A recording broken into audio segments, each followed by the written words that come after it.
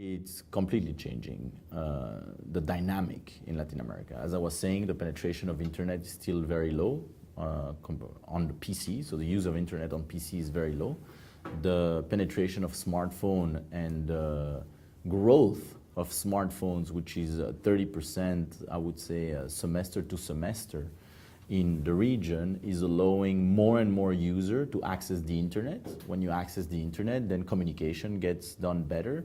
Shopping is now mobile commerce, is a huge component of the internet shopping experience. If you talk to a Walmart, for instance, in Mexico, their biggest growth right now is in mobile commerce, and most of their transactions tend to now go to mobile and not to internet shopping or internet commerce.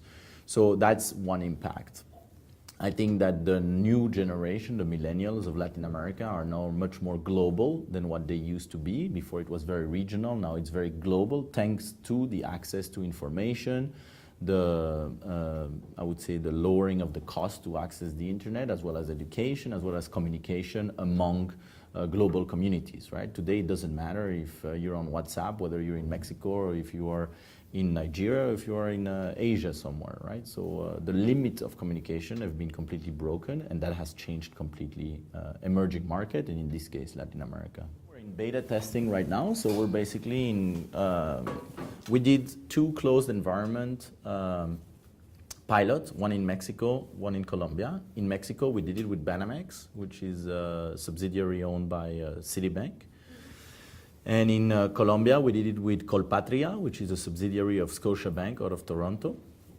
And now the next step, which is actually occurring in the next 2 weeks, we're launching in the streets of Mexico DF and in the streets of Bogota with the same 2 institutions, Colpatria and Banamex, but already testing the water with hundreds of merchants, literally in the street. And in Banamex, we're going to target 100,000 of their credit card holder. They have 9 million credit card users. So we're going to target 100,000 of those.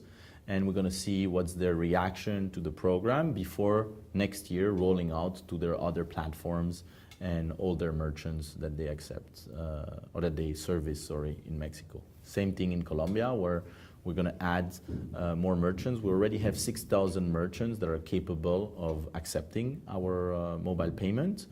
We haven't rolled out to all these 6,000 merchants. We've only rolled out right now, as I said, to about 100 merchants to test it. And then next year we have a rollout plan. By February, we should be in about 40,000 merchants in Colombia.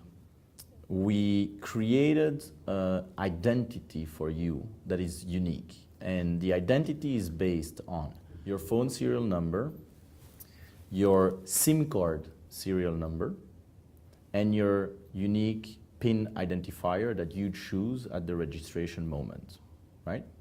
So if you change your phone, let's say you upgrade from iPhone 5 to iPhone 6, so you have the same SIM card, but you have a different cell phones, the app is not going to work. It's going to ask you to identify yourself again, right? So if somebody steals your phone, change the SIM card or something like that, they can't do anything with your phone. If you give your phone to your husband or your children and they change the SIM card, again, it's not going to work because it doesn't match, right? So there is a very strong security element there. Then what the app does is you register all of your cards, right? Any cards you want, but the cards don't stay on the phone. They are basically kept in a vault at the infrastructure provider of the banks. So it's hard-coded in servers. It's not in the cloud somewhere, as people used to say, but it's really like hard-coded in server. When you do a purchase online, offline at the merchant, or even at the ATM, what the app does is you open the app, you say, I want to buy with this card or the other cards. It generates a token. That token can be 6-digit, it can be a QR code like the Starbucks app, or it could be NFC like Apple Pay, right? Depending on what the technology available at the point of sale or not. This token only identifies you. So we say, okay, you're trying to purchase something at the retailer. Let's say you're at Walmart. You give that token to the cash register, to the person helping you. He inputs the token in the same POS where he swipes the card, right? So there is no need for new hardware or anything of the sorts. When he puts the token in the hardware, in the POS, we match in the back end saying, okay, JT is trying to make a purchase at Walmart. And we know the amount, because the POS gave us the amount. There is no card information that was exchanged or anything like that. This entire information goes to the processor.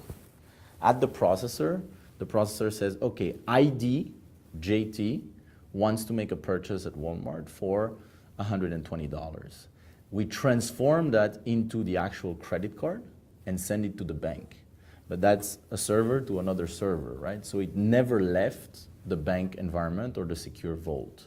And then the transaction is processed the same way you would process a credit card transaction, right? Same rails, Visa, MasterCard, American Express, Diners, Discover, whatever it is at the time of purchase.